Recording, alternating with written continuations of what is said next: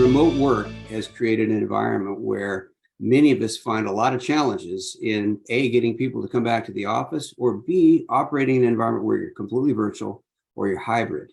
And so with the COVID pandemic, it forced a lot of companies to try things that they, quite frankly, may have been uncomfortable with before.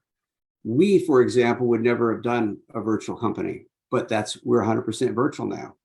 We went virtual and it turned out that it worked. And why did it work? Well, here's why it worked.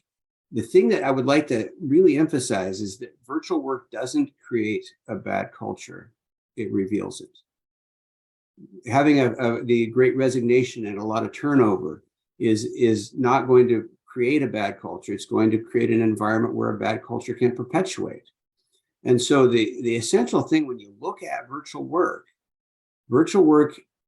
is all about who you are as an organization. We've often really focused on where we work, but where you work isn't your culture. It's who you work with. It's why you work, and it's how you work.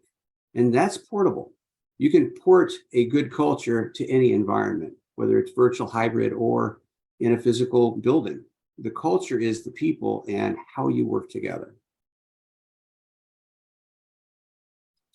So motivating people is something that leaders have a challenge with in any environment, an opportunity and a challenge. I heard it once said by one of my executive coach mentors who owns a very successful company. He said, he was asked in a Q&A session where I happened to be present, and they said, how do you motivate your workers? He said, I don't. I hire motivated people. You can't motivate the unmotivated. You can't. So there's a great resource out there for folks who might be struggling with this. It's called Hiring for Attitude. It's a book that just is tremendous about how to ask questions in that interview process. We use this. It's a method that we use at our company because culture starts with who you hire before you hire them.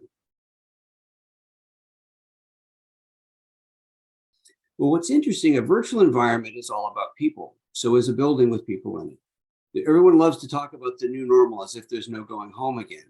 Well, normal can be defined as your shared values, your vision, your mission, and your relationships. That can go anywhere, not just online, but in person.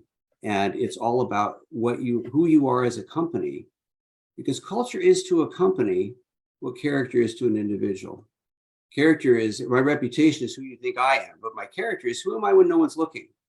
And your culture is who are the people and what kind of work do they do when the manager's not there or not looking over their shoulder?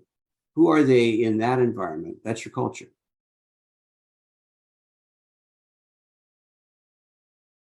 Many leaders feel like there's a trade-off where you're going to either treat people well or you're going to get results. And I found that's not true. You can treat people well and get results. True, you can't be having a party all the time, but you do need to create an environment where work is enjoyable, where people want to come together. In fact, I would define the best kind of culture is creating a place where you want to work and people want to come to work with you. Culture is also in many ways defined by the behaviors that you encourage, the behaviors you reward, and the behaviors you tolerate. So in many organizations, the top performer may be allowed to be abusive to other employees because we can't afford to lose that revenue. Well, your people are watching, they see that, and they see what you tolerate and what you allow. And to have a healthy organization, you have to have a set of shared values. And everyone, from the newest person to the CEO, has to be required to live up to those values on a consistent basis.